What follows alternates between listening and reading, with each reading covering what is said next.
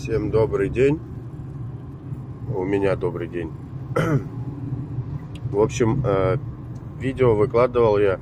Страшный звук был в районе багажника. Такой похожий, как вот от «Жигулях» пружины скрипят. Вот звук такой вообще. Я перерыл весь багажник, все. Даже вот взял силикон, короче, резинки смазал, там, я не знаю, что только не смазал.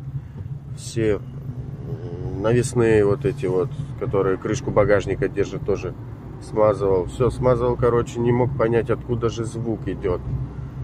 Вот, заехал к дилеру, думаю, помогите найти звук, не пойму откуда.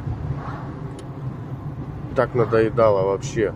Оказалось, на стойках есть такие, как, как пыльник похожий такой, белого цвета.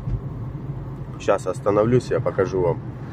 В общем, обычной ВДшкой смазали, все, весь звук прошел. Так, вот тут, наверное, можно паркануться. Вот, отлично.